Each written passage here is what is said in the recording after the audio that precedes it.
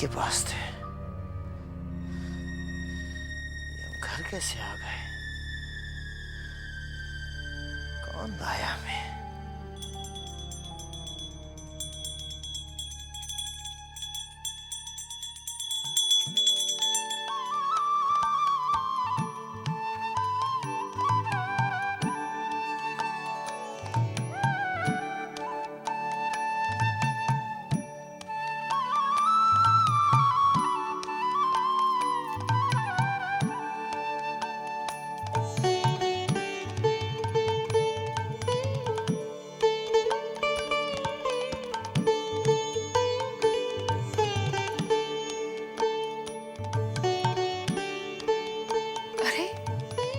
आप उठ गए?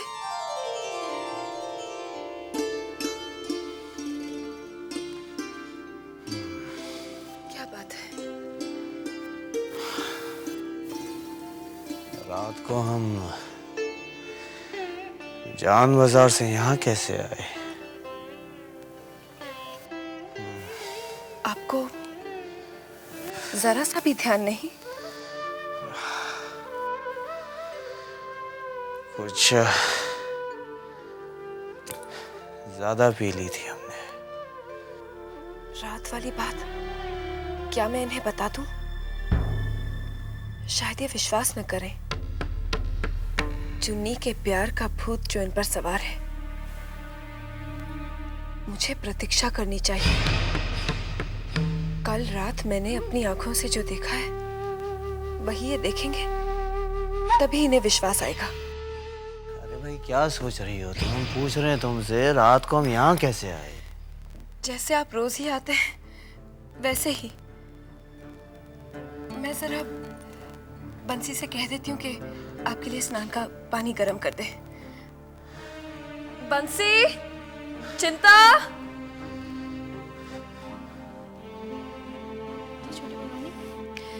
छोटे बाबू के लिए बंसी से कहलवा के स्नान का गर्म पानी करवा दे। जा।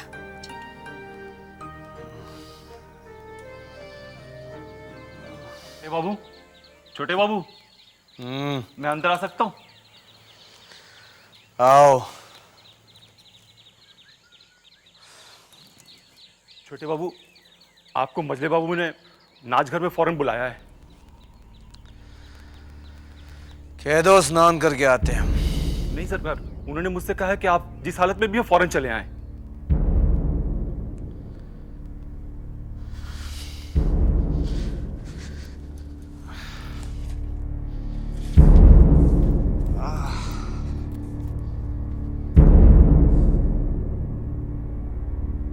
आखिर नाचघर में ऐसा अचानक क्यों बुलाया? छोटे, बात उन 3 कोयले की खानों को लेकर है। ये नन्हे और ये सब कह रहे हैं कि उसमें मुनाफा बहुत ज्यादा है, लेकिन हम तुम्हारी राय जाने बगैर कोई कदम नहीं उठाना चाहते। लेकिन हम तो समझे थे आपने अपना फैसला बता दिया था। छोटे, हमारा फैसला आज भी वही है, लेकिन विदु सरकार तो कुछ और कह रहा है।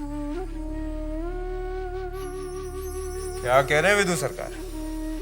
सरकार, पहली बात तो यह है कि जमींदारी अब लगभग बिल्कुल खत्म होती जा रही है। आप भले ही मेरी बात ना माने, लेकिन हालात से आगाह करना मेरा धर्म है। और दूसरी बात यह कि जमींदारी से जो आमदनी होती आ रही थी वो अब बिल्कुल आधी हो गई है, और वो दिन दूर नहीं, वो आधी रकम भी और आधी हो सकती है। सुखचर के लोगों ने लगान देने से साफ साफ इनकार कर दिया है। उनका ये कहना भी बिल्कुल जायज़ है, क्योंकि इस साल अकाल पड़ने से वो बेरोजगार और खाने पीने के लाले पड़ गए उनके। सरकार, ये सब देखते हुए हवेली, नौकर चाकर, आप लोगों के ऐशो आराम, कोई ना कोई कारोबार तो करना ही होगा ना। साफ साफ बताइए विदु सरकार, आप कहना क्या चाहते हैं? सरकार, अगर कारोबार न किया, आमदनी न हुई, तो बैठे बैठे एक दिन कुबेर का खजाना भी खाली हो जाता है सरकार। आपकी क्या राय है भाई साहब? पहले हम तुम्हारी राय जानना चाहते हैं छोटे। भाई साहब, आप अच्छी तरह जानते हैं कि हम कोई फैसला नहीं करते। और आपके फैसले को सर आंखों पर रखते हैं। आप जो फैसला लेंगे सही रहेंगे। ये बताइए आपने क्या सोचा है? चाचा जी, ये वक्त सोचने का नहीं है। वक्त कह रहा है कि उसके साथ साथ चलिए। आप लोगों का क्या कहना है? विदु सरकार ठीक ही कह रहे हैं। मेरी भी समझ में तो यही आ रहा है बाबू कि आजकल तो बड़े बड़े अमीर व्यापारी व्यवसाय बदलने लगे हैं और उसमें सफल भी हो रहे हैं। हाँ बाबू, जब आदमी किसी एक कारोबार में सफल ना हो तो सरकार, हमारे 3 पुरखों ने आपका नमक खाया है। मेरा मशवरा यही है कि ये कारोबार कर लीजिए। विदु सरकार, अपनी वफादारी का सबूत देने की कोई जरूरत नहीं है, समझे आप? जी सरकार। अरे एक बात बताओ नन्हे, और क्या नाम है तुम्हारे दोस्त का? नन्नीलाल। हाँ, वो नन्नीलाल और हाबुल दत्त इतनी दिलचस्पी क्यों दिखा रहे हैं? उनका क्या फायदा? हाबुल दत्त ससुर होने की वजह से मेरी मदद करना चाहते हैं। नन्नीलाल मेरा दोस्त है, वो इसलिए मदद करना चाहता है और साथ में उसकी कुछ दलाली बन जाएगी। वैसे इन 3 कोयले की खानों की कीमत क्या है? यही कोई 10 लाख के करीब। 10 लाख? अरे चाचा, वो तो 11 लाख रुपए मांग रहे थे। वो तो मेरे ससुर ने और नन्नीलाल ने मिलकर उनसे खुशामद की, तब जाके वो 10 लाख पे राजी हुए। भाई साहब, इतने रुपए हैं मेरे पास? सरकार, वो सब आप मुझ पर छोड़ दीजिए, मैं सब इंतजाम कर दूंगा। चाचा जी, मैं आपसे अकेले में बात करना चाहता हूँ।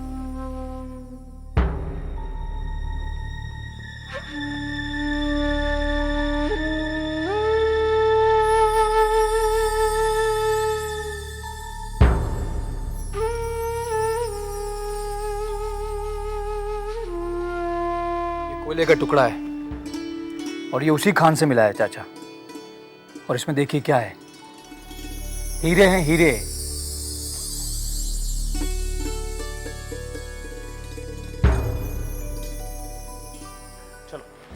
चलो ना।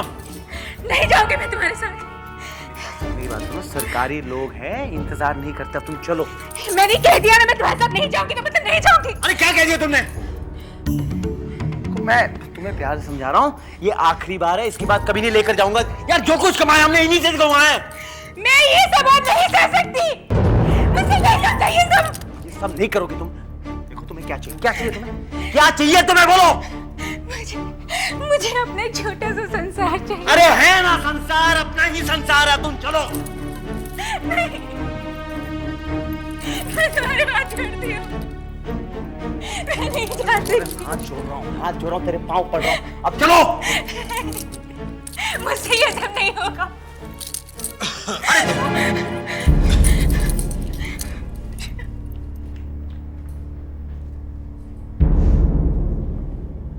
क्या बात है बंधु, सब ठीक तो है? तुम बहुत सुखी हो, तुम्हारी शादी नहीं हुई है ना? अच्छा है, शादी मत करना कभी। बंधु, ये सब कुछ तो चलता ही रहता है। वैसे आज तो हम जश्न मनाने आए हैं।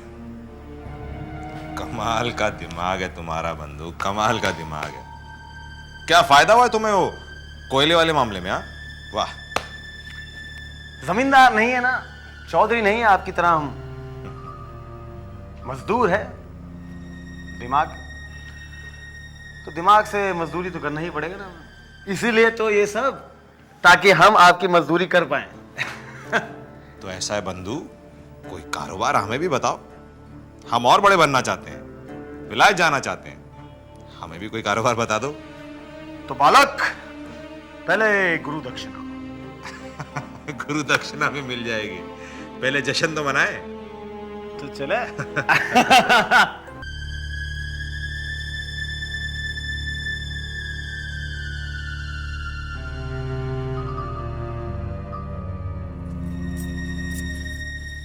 आपने मुझे बुलाया है? हाँ, बैठो। क्या बात है, कुछ परेशान से लग रहे हैं। हाँ मछली, हम परेशान हैं। जिंदगी का अहम फैसला लेने जा रहे हैं। सोचा तुमसे भी एक बार पूछ लें। पूछिए। ये कोयले की खान खरीदने के लिए क्या सुखचर की जमीन बेचना सही रहेगा? सुखचर की जमीन? वही तो आपकी आमदनी का जरिया है। आमदनी आधी रह गई है मछली, क्या पता कल को वो भी न रहे। हमारी वो भैरवपुर वाली जमीन से नहीं चलेगा? 6 लाख का सवाल है। 6 लाख नहीं निकलेंगे उस जमीन से।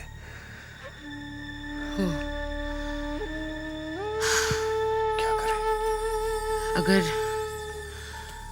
अगर खान में ज्यादा फायदा है तो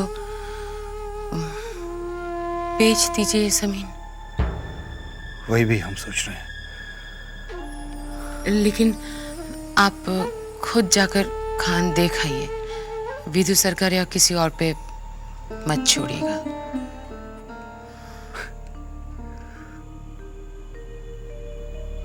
तुमको जितना हम बुद्धू समझते थे उतनी तुम हो नहीं।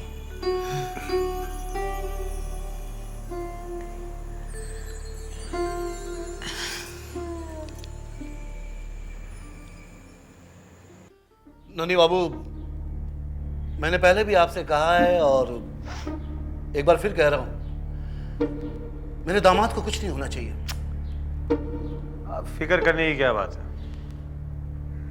फिक्र हो रही है मुझे, इसलिए फिक्र कर रहा हूं। 10 लाख रुपए लग रहे हैं कारोबार में, और 10 लाख रुपए जुगाड़ करने का मतलब हुआ सब कुछ बेच बाच कर अपनी इज्जत शानो शौकत दांव पर लगा देना।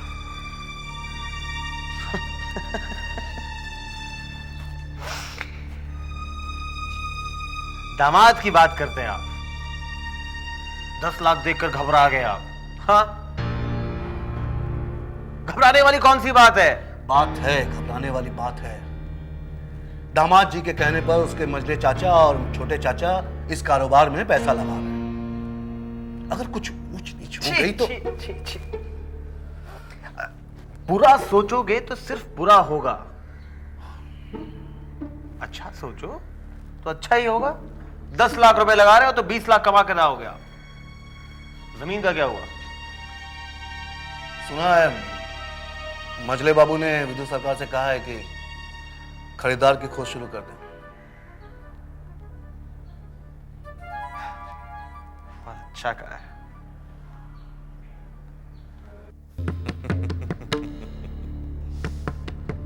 अच्छा, तो ये हालत हो गई है अब। सुखचर की जमीन बेचने के लिए खरीदार ढूंढा जा रहा है। कोई खरीदार मिला नहीं।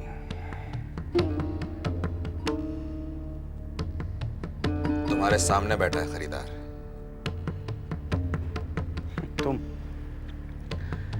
अगर तुम जमीन खरीदने जाओगे तो तुम्हें क्या लगता है कि वो तुम्हें जमीन बेच देंगे? जानता हूं, नहीं बेचेंगे। इसलिए खरीदने कोई और जाएगा, लेकिन उसे खरीदूंगा मैं। बहुत बढ़िया, बहुत बढ़िया। क्या नहीं किया उन हवेली वालों ने आपके साथ? और 6 लाख रुपए क्या है? कुछ नहीं। बहुत अच्छा सौदा है, बहुत अच्छा सौदा है। देखिए, अगर कल जमीन बेचने जाओगे तो 1-2 लाख तो ऊपर से कमा के ही जाओगे।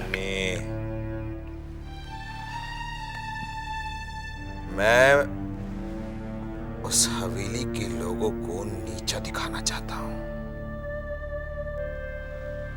उनकी नाक जमीन पे रगड़ना चाहता हूं। ये सौदा मैं इसलिए नहीं कर रहा हूं कि मुझे 1-2 लाख का फायदा हो। जमीन का सौदा इसलिए कर रहा हूं ताकि उस हवेली के लोगों को बर्बाद कर सकूं, तबाह कर सकूं उस हवेली को।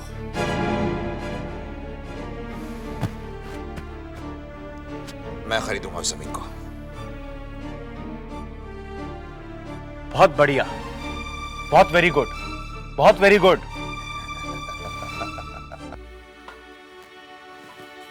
सरकार, एक बार अगर वो कोयले का कान अपने हाथ में आ जाए तो समझिए थोड़े दिन बाद आप जमींदार से व्यवसायी बन जाएंगे।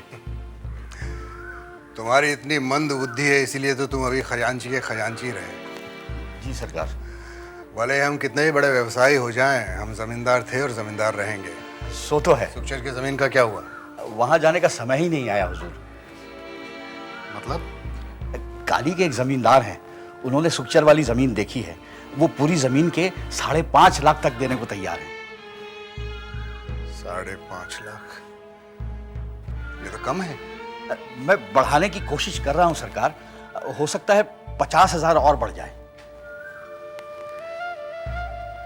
ये तो 6 लाख हुए। कोयले की कान के तो 10 लाख रुपए लगेंगे। बाकी 4 लाख कहां से आएंगे? सरकार, हमारे पास किसी चीज की कमी है क्या? यहाँ की जमीन है, नकदी है, सब हो जाएगा, आप चिंता मत कीजिए। ठीक, 6 लाख में बात पक्की करो। जी सरकार।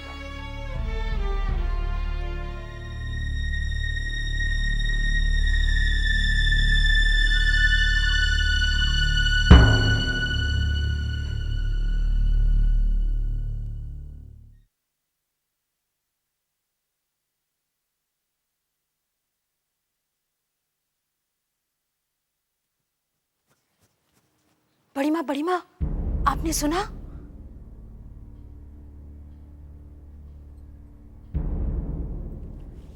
क्या खदान खरीदने के लिए सुखचर की जमीन बेची जा रही है?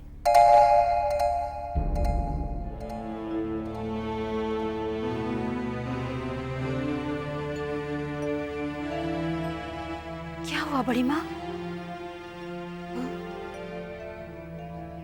नहीं, कुछ नहीं। बस यही सोचकर दुखी हो गई कि सुखचर से हमारे पुरखे खाते आए हैं, उससे हमारी भावनाएं जुड़ी हुई है और बड़े बाबू को सुखचर से बहुत लगाव था।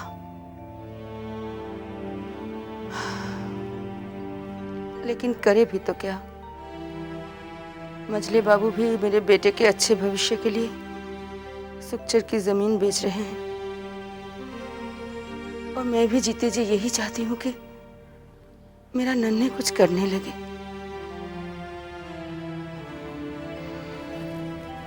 अच्छा ठीक है, तू जा। ठीक है बड़ी माँ।